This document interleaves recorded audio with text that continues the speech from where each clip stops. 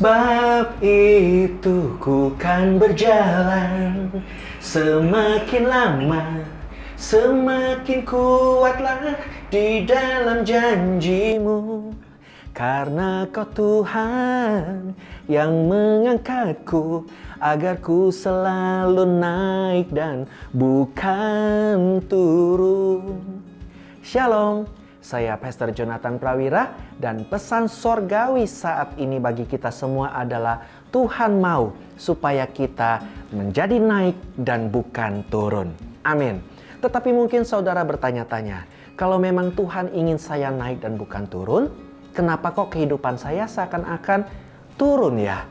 Nah, ketika Tuhan berkata supaya kita naik dan bukan turun, artinya bukan berarti kita akan selalu naik dan tidak pernah turun sama sekali. Tetapi artinya adalah tujuan hidup kita, our destination, bukanlah di bawah, selalu turun ke bawah. Bukan itu. Demikian juga takdir kita, our destiny, bukanlah ada di bawah. Demikian juga desain kita, rancangan Tuhan buat kita, bukanlah selalu kita tinggal di bawah. Tetapi Tuhan mau ketika kita sedang turun, itu adalah ancang-ancang buat Tuhan untuk mengangkat kita naik lebih tinggi. Saya ulangi, ketika hidup kita seakan-akan sedang turun, itu adalah ancang-ancang Tuhan untuk mengangkat kita naik lebih tinggi dari sebelumnya. Saya beri contohnya. Musa adalah seorang yang diangkat dari air menjadi anak angkat Firaun.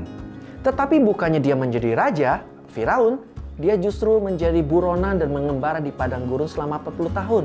Turun. Tetapi justru di titik terbawahnya, Tuhan mengangkat dia menjadi pemimpin rohani bangsa Israel yang terkenal sampai saat ini. Yusuf adalah seorang anak manja yang sukses dari Yakub. Tetapi bukan berarti dia lantas jadi menguasai harta ayahnya. Justru dia dilempar ke sumur tua oleh saudaranya. Setelah itu dibuang menjadi budak turun, dan lebih turun lagi menjadi narapidana. Tetapi justru di titik terbawah dia, Tuhan mengangkat dia menjadi Perdana Menteri yang sukses di Mesir, bahkan bisa menyelamatkan keluarganya. Demikian juga dengan Daud. Daud adalah seorang yang mirip dengan kita.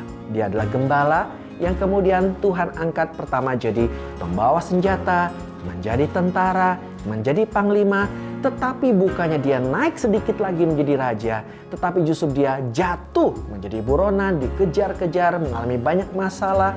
Tetapi justru ketika dia dikejar sampai ke Gua Adulam itu, justru dari sana Tuhan mengangkat dia akhirnya menjadi raja yang tersukses di Israel.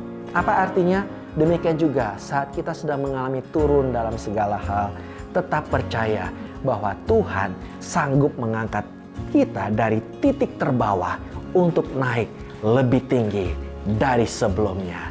Tuhan Yesus memberkati.